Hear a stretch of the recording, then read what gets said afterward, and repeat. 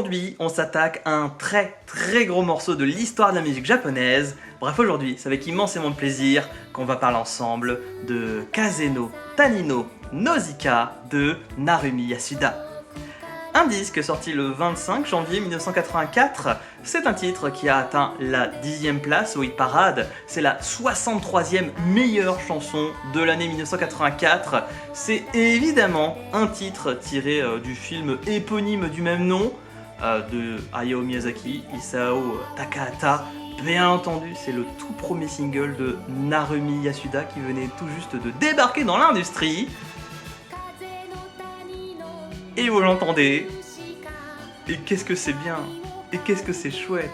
On a des paroles de folie, la composition elle est trop chouette, les arrangements sont fantastiques, Narumi elle est magnifique, et je pense qu'il y a des gens qui sont en train de se dire mais attends une petite minute, je connais plutôt bien les œuvres du studio Ghibli, j'ai écouté je ne sais combien d'albums, je ne sais combien de compilations, et pourtant c'est la première fois que j'entends cette chanson, ce titre avec cette magnifique jaquette qui est fantastique, et c'est normal.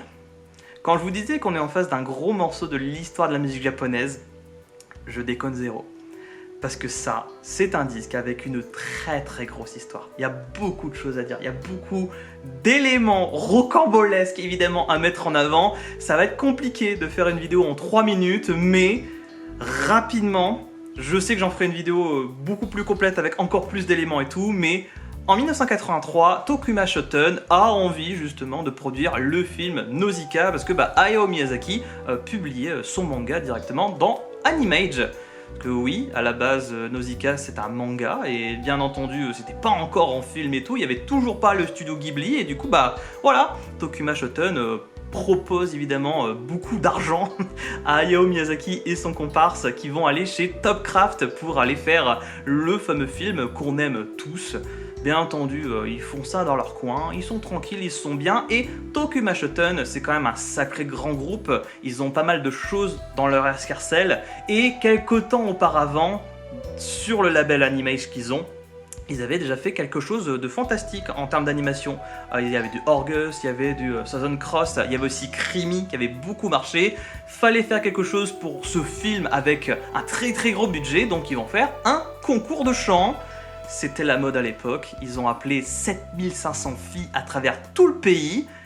Puis voilà, vous voyez des photos, ils font un concours de chant avec des jeunes demoiselles, il y a des finalistes, il y a un gros prix, il y a une belle coupe, il y a vraiment des sacrées challengeuses et tout, et c'est Narumi Yasuda qui va gagner le gros lot.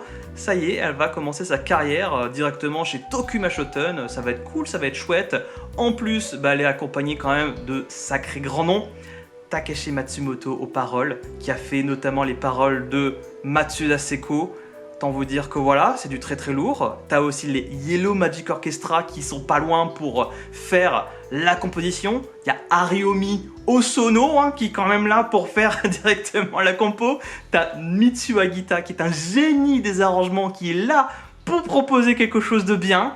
Puis elle enregistre le disque sort dans le commerce, elle apparaît à la télévision, elle est toute jeune, elle est toute pipou, elle fait un petit peu le show, et à la fin il y en a un qui dit « PTDR non ».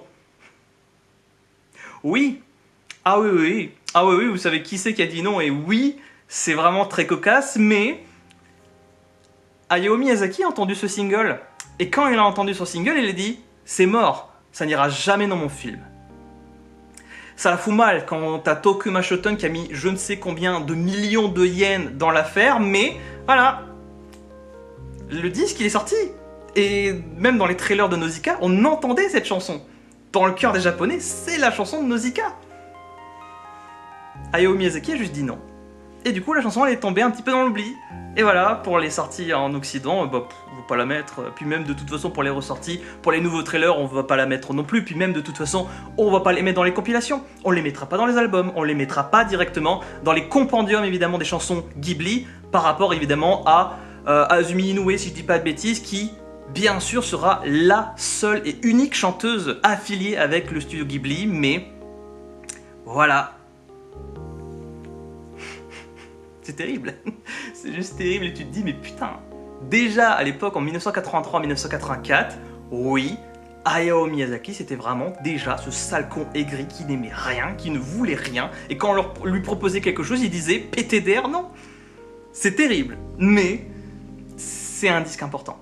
Et il y a, encore une fois, il y a tellement d'autres éléments à rajouter, tellement d'autres petites choses assez cocasses à souligner, et vous inquiétez pas, un jour on parlera aussi de Joe Hisaishi, parce que quitte à mettre quelqu'un sous le train, on va en mettre un deuxième, parce que Joe Hisaishi, à l'époque, quand il a composé ça, dans un album de Mospeada, donc un autre animé, il a dit mais, qui c'est qui achète des bandes son d'animé, mais qui c'est que ça intéresse même de regarder ça directement au cinéma ou à la télévision.